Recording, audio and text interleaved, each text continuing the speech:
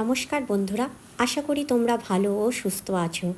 আমি অরুণিমা, আর আজকে আরও একটি নতুন ব্লগে তোমাদের স্বাগত জানাই। বিগত কিছুদিন ধরে এমনই পরিস্থিতি, কোনো কিছুই করতে ভালো লাগছিল না, এমনকি ভিডিও বানাতে ভালো লাগছিল না। তবে হ্যাঁ, সামনেই ছিল জন্মাষ্টমী, তাই বসেছিলাম ঠাকুরের অঙ্গরাগ করতে। আসলে রাধাকৃষ্ণ আমার বাড়িতে এসেছে প্রায় 3-4 বছর হয়ে গেল, তো একটু কালারগুলো নষ্ট হয়ে গেছিলো, তাই ভাবলাম নতুন করে ঠাকুরের অঙ্গরাগ করা যাক। আর সেই জন্যই পুজোর ঠিক আগের দিন রাতে বসে পড়লাম ঠাকুরের অঙ্গরাগ করতে।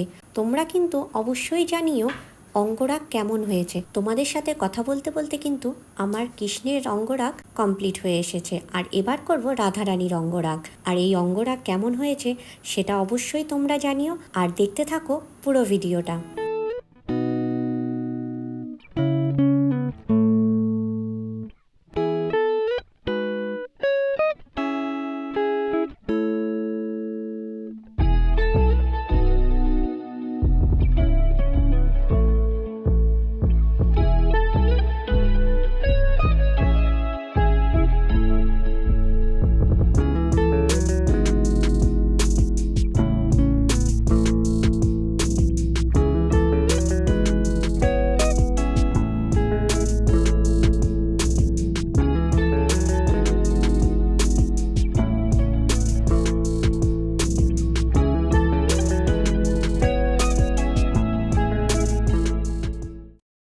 আর দেখো, আমার রাধারানীর অঙ্গরাগ কিন্তু পুরো কমপ্লিট। আর হ্যাঁ, আজকের ভিডিওটা তোমাদের কেমন লাগলো সেটা কিন্তু অবশ্যই জানিও, আর ভালো লাগলে লাইক কমেন্ট শেয়ার করে দিও। আর হ্যাঁ, আমার চ্যানেলটা অবশ্যই সাবস্ক্রাইব করে দিও।